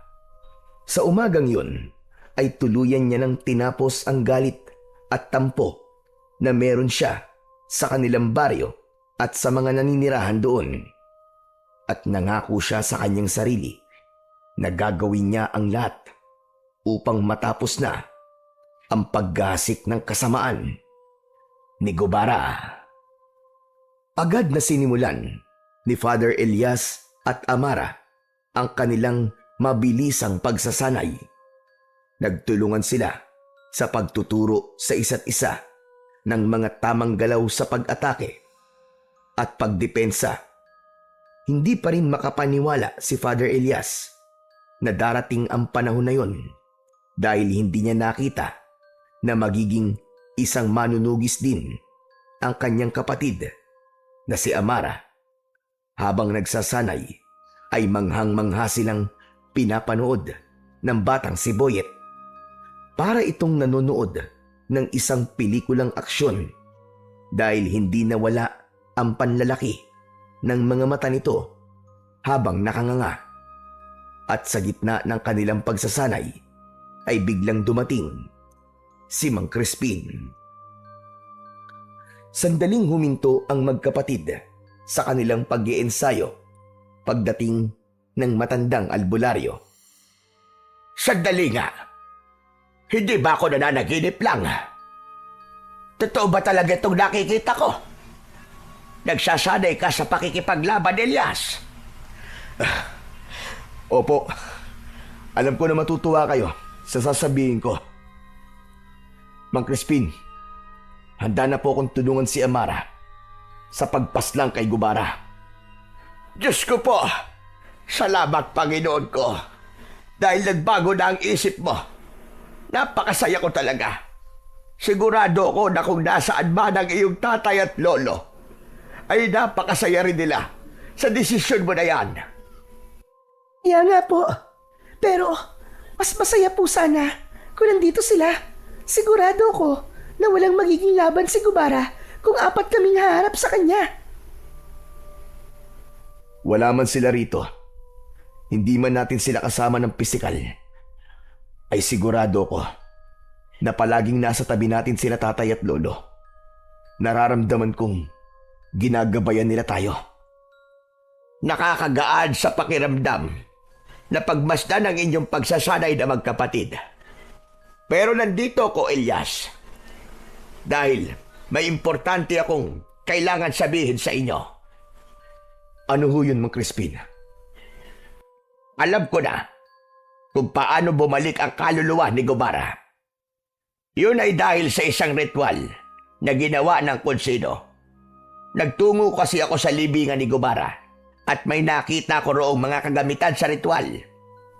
Alam ko na mga gamit na yon ay para sa pagtawag sa isang kaluluwa. At yun ang dahilan kung bakit mula sa impyerno na pinanggalingan nito ay nakawala ang espiritu ni Gubara. Ngunit, bakit po siya sumapi sa katawan ni Aling Celia? Ano ang dahilan? Yan ang hindi ko pa alam. Pero huwag kayo mag-alala. Dahil may ritual ako para maibalik ng tuluyan ang kaluluwa ni Gubara sa kung saan siya nararapat. Kapag nagawa ko ang ritual na yon, ay hindi na siya kailanman makakaalis sa lugar kung saan siya nararapat. Kung ganun, ay gawin niyo na po, Mang Crispin, sa lalong madaling panahon. Kung meron kaming maitutulong sa inyo, sabihin niyo lang po kagad sa amin. Malaki ang maitutulong niyo sa akin ni Amara Elias. Kailangan kasi na mamatay ang katawang ginagamit ni Gubara. At kapag nangyari yon, ay saka ko lamang magagawa ang ritual na sinasabi ko. Huwag ka mag-alala, Mang Crispin. Magtutulungan kami ni Amara. Gagawin namin ang lahat upang talunin at patayin si Gubara. Pero si Kapitan Ramil, hindi ba niya kami tutulungan? Siguro ay mas makabubuti kung kakausapin ko siya. Naniniwala ako na kung mas marami kami makikipaglaban, ay mas malaki ang tsansang manalo kami. Hindi ko alam kung kaya ba niya kayong tulungan pagdating sa bagay na yan. Alam ko na labis ang kalungkutan ni Kapitan Ramil sa sandaling ito. Dahil nga, ginamit ni Gubara ang katawan ng kanyang asawa. Lalo na't bago pasukin ni Gubara ang katawan ni Celia, ay meron itong malubhang sakit. Ngunit naniniwala ako na magtatagumpay kayo kahit dalawa lamang kayo ni Amara. Ipagdadasal ko rin na sana sa pagkakataong ito ay maibalik na natin ang kapayapaan sa baryong ito. Nang sandaling yon, ay buo na ang desisyon ni Father Elias na tapusin na ang takot ng mga tao sa baryo nila, bunga ng paggasik ng lagim ni Gubara. Ipinangako niya sa kanyang sarili at sa Panginoon na hindi siya aalis doon hanggat hindi nila napapatay ni Amara ang aswang. Kinagabihan ng araw ding yun, nasa labas ng bahay sina Father Elias at Amara. Hawak nila ang kani-kanilang mga sandata. Si Boyet naman ay natutulog na. Nagbabantay ang magkapatid sa posibleng pag-atake ni Gubara. Alam mo, kuya, hindi pa rin talaga ako makapaniwala na makakasama kita sa pakikipaglaban sa aswang. Nang sabihin mo kasi na wala ka rito para labanan si Gubara, ay hindi ko na inisip na tutulungan mo ko. Kaya talagang napakasaya ko. Marami ako napagtanto sa sinabi sa akin ni Boy at Amara. Isa na roon ang hindi kita pwedeng pabayaan na mag-isang lumaban. Magkapatid tayo, kaya dapat lang na magtulungan tayo sa lahat ng bagay. Lalo na sa ganitong pagkakataon. Napakasaya ko talaga, kuya. Nararamdaman ko na sa sandaling makaharap natin si Gubara, ayun na ang magiging katapusan niya. Naputol ang pag-uusap ng dalawang magkapatid nang matigilan si Amara. Hinawakan nito ang agimat na nakasabit sa leeg nito at saka ito tumingin kay Father Elias. Ano, Amara? Nararamdaman mo ba? Nandito na naman ba si Gubara? Oo, kuya. Nararamdaman ko siya. Tara na. Hanapin na natin siya. Tapusin na natin ngayon ang paggasik niya ng lagim. Magkasamang tumakbo sina Father Elias at Amara upang hanapin ang kinaroroonan ni Gubara. Hanggang sa narinig nila ang sigawan ng mga tao sa dulong bahagi ng kanilang baryo. Sa kanilang pagtakbo ay nakasalubong nila si Mang Crispin. Diyos ko, mabuti na lamang at nakita ko kayo magkapatid. Sumasalakay na naman si Gubara. Daroon siya, malapit sa ilog. Sige o, pupunta na po kami ron. Gawin niyo ang dapat niyong gawin. Sa sandaling mapatay niyo si Gubara, ay agad kong isasagawa ang ritual. Ipagdadasal ko ang inyong tagumpay. Sige o, kami na pong bahala kay Gubara. Pagkatapos nun, nagpatuloy ang magkapatid sa pagtakbo hanggang sa nakita na nila ang kinaroroonan ng aswang na si Gubara. Magkatabing tumayo sina Father Elias at Amara habang nakatingin sila sa aswang na inaatake ang mga tao. Gubara! Kami ang harapin mo! At huwag ang mga walang kalaban-laban! Humanda ka ngayon, Gubara. Dalawa na kami makakalaban mo. Kaya ito na ang magiging katapusan mo! Galit na tumingin ang aswang na bangkilan kina Father Elias at Amara. Malakas siyang umangil at saka yun sumugod sa kanila. Sa bilis ng galaw ni Gubara ay muntik na nitong makalmot sa muka si Father Elias. Hinarap naman ni Amara si Gubara at malakas nitong itinulak palayo ang aswang. Napasadsad ito ng bagya sa lupa. Naging mabilis ang kanilang sagupaan. Sa tuwing lumilipad si Gubara ay bigla itong sumusugod ng napakabilis pabulusok.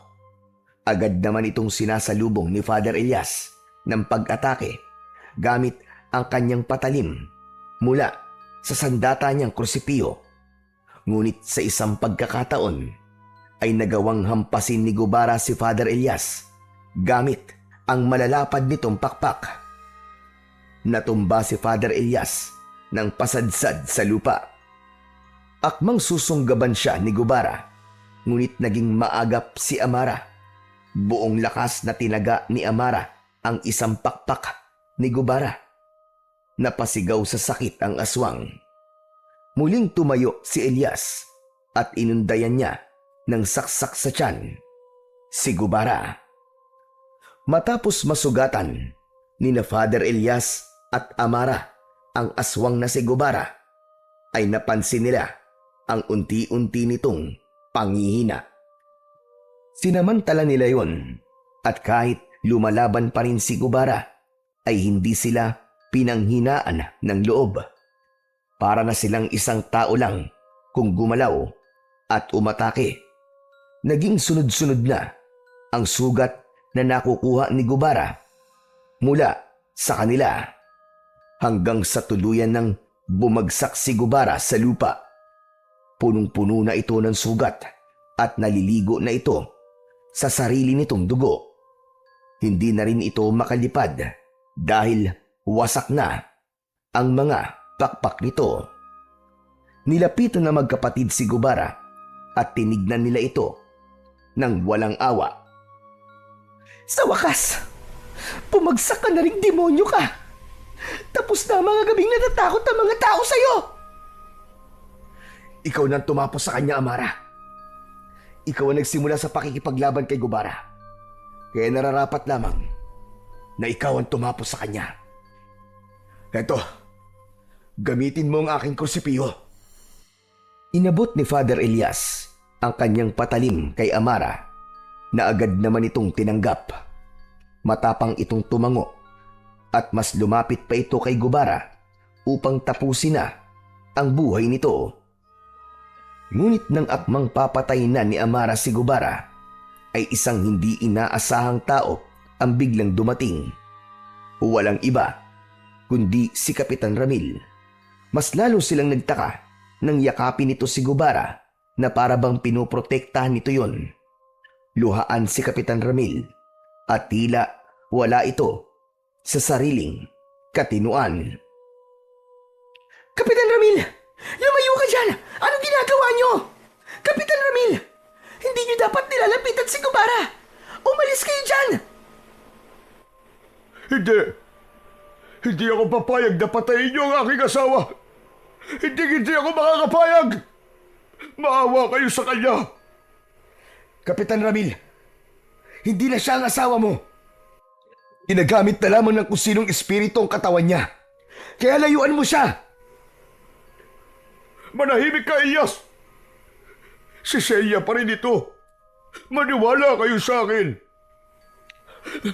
Ako may kagagawan kung bakit nakawala ang kaluluwa ni Gubara. Patawarin niyo ako. Ako ang gumawa ng ritual na itinuro sa akin ng isang magkukulam. Wala na akong magagawa eh. Ginawa ko yun dahil ang gabing yun ay namatay na ang aking asawa.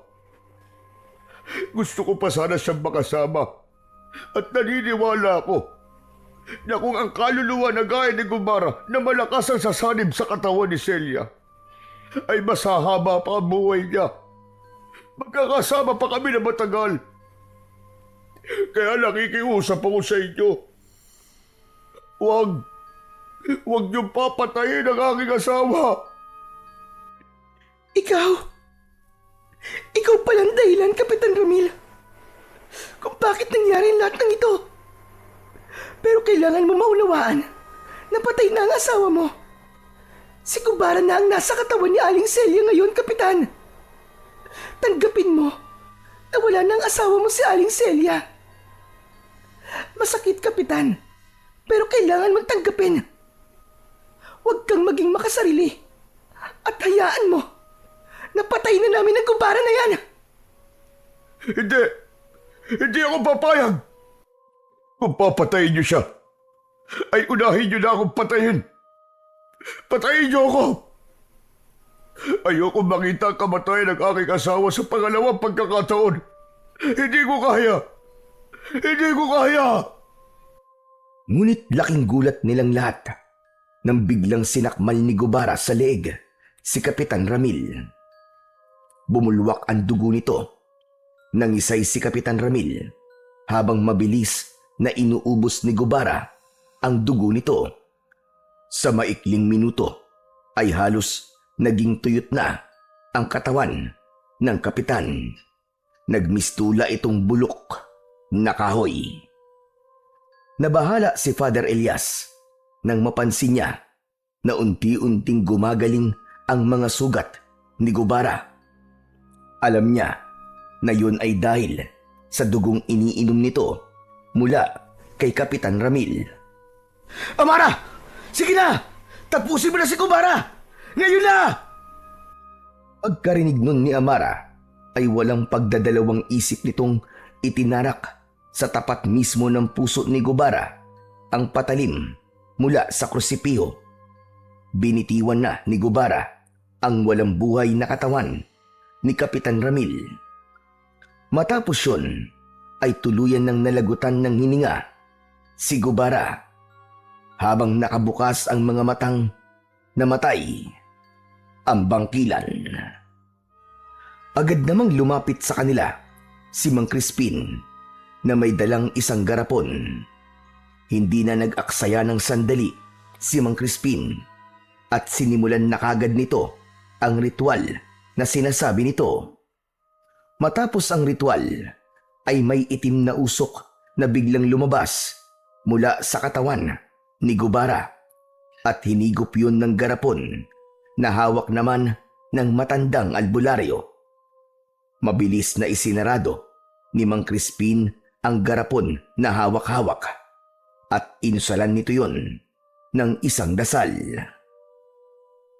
Maya-maya pa ay lumapit si Mang Crispin kay Father Elias at inabot nito sa kanya ang garapon. Elias, sa'yo ko ipinagkakatiwala ang kulungan na ito ni Gubara. Hanggat hindi binubuksan ang garapon na ito, ay hindi na siya makakawala pa. Ang garapong ito ang magsisilbi niyang kulungan habang buhay. Huwag po kayong mag-alala, Mang Crispina. Dahil gagawin ko po ang lahat para hindi na po makawala si Gubara sa kulungan na ito. Maraming salamat po, Mang Crispina. Hindi, Elias. Kami ang dapat na magpasalamat sa iyo. At siyempre, sa iyo rin, Amara. Kayong dalawa ang nagbigay ng bagong pag-asa at simula sa ating baryo. Kayo ang mga totoong bayani ng baryong ito. Mabuhay kayong dalawa. Mabuhay kayong magkapatid. Mula sa kani-kanilang bahay ay lumabas na ang mga tao at naiiyak na pinalakpakan ng mga yun sina Father Elias at Amara at syempre si Mang Crispin. Hindi napigilan ni Father Elias ang mapaluha nang dahil sa labis na kasiyahan sapagkat muli niyang naramdaman ang kasiyahan na makatulong sa mga walang kalaban-laban. Maya-maya pa ay humahangos na dumating ang batang si Boyet. Halata sa mukha nito na bago lang itong gising. Nasa na? Nasa na ang aswang? Nasa na? Gusto ko siya makita. Teka, ano to? Tapos na po ba ang laban? Wala na. Tapos na, Boyet. Huli ka na. Tignan mo. At bangkay na ngayon si Gubara. Ay nako, sayang. Malas naman talaga, oh. Pabira. Napasarap ang tulog ko eh. Sayang talaga. Hindi ko nakita kung paano kayo nakipaglaban kay Gubara at paano nyo siya tinalo. Father, bakit hindi nyo po kasi ako ginising kanina? Pambira naman kayo, oh. Tulog mantika ka kasi, Boyet. Halika na nga. Umuwi na tayo. At ikikwento ko na lang sa'yo ang lahat ng nangyari mula sa umpisa hanggang sa napatay na namin si Gubara. Uy, ayos yun ah. Pero mas okay po sana kung nakita ko mismo ng personal. Ano bang gusto mong gawin ko? Buhayin ko ulit si Gubara tapos labanan ulit namin ni Amara? Huwag ka na nga maghimutok dyan. Halika na. Umuwi na tayo. Ang kulit-kulit mo talaga eh. Natatawang ginulo ni Father Elias ang buhok ng naiinis na si Boyet. Wala nang nagawa ang binatilyo kundi ang sumama sa kanila pauwi sa kanilang bahay. Makalipas ang ilang araw ay dumating na ang araw ng pag-alis ni na Father Elias at Boyet. Inihatid silang dalawa ni Amara sa istasyon ng bus. Ano, kuya? Hindi na ba talaga magbabago ang isip mo? Hindi ka ba talaga pwedeng manatili ng kahit ilang araw pa? Sige na. Sa susunod na araw ng selebrasyon ng mga tao sa ating baryo dahil sa pagkawala ni Gubara. Amara, gustuin ko man na manatili pa ng ilang araw dito. Pero hindi na maaari, Amare. Dahil 1 linggo lamang ang bakasyon ko mula sa simbahan. May mga obligasyon ako na kailangan kong gawin. Ganun ba, kuya? Sayang naman. Pero kuya, salamat ah. Kasi hindi mo na ako pinilit na sumama sa'yo.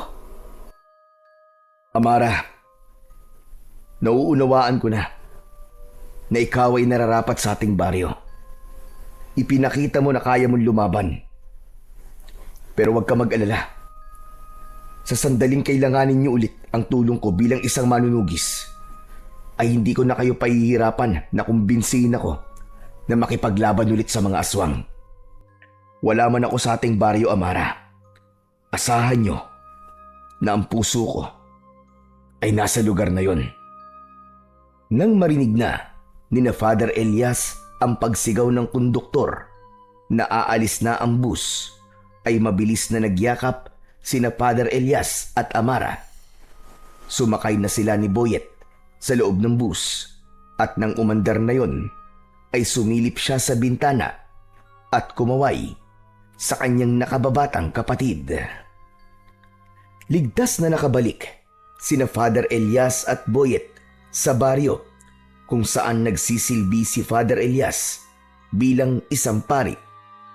Muli siyang naglingkod sa mga tao roon at nagpakalat ng magagandang salita ng ating Panginoon. Sa kabila ng kanyang tungkulin, hindi niya nakalimutan ang kanyang kapatid na si Amara.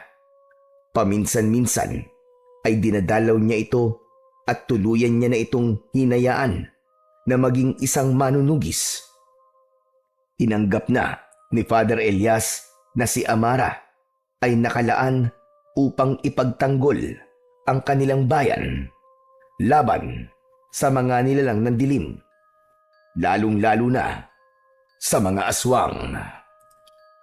Itinago ni Father Elias ang garapon kung saan nakakulong ang kaluluwa ni Gubara upang hindi na muling makawala ang halimaw na minsang nagdulot ng lagim sa kanilang mga buhay. Sa kanyang pagbabalik bilang pari ay natutunan niya ang kahalagahan ng pagpapatawad. Natutunan niyang ang galit na kanyang pinasan sa napakahabang panahon laban sa mga taong minsang nagkulang sa kanila ay hindi na dapat niya dalhin, sapagkat sa pagpapatawad nagmumula ang tunay na kapayapaan. Alam niya na hindi lamang ang laban sa aswang ang napagtagumpayan niya, kundi maging sa pagbitiw sa bigat ng kanyang nakaraan.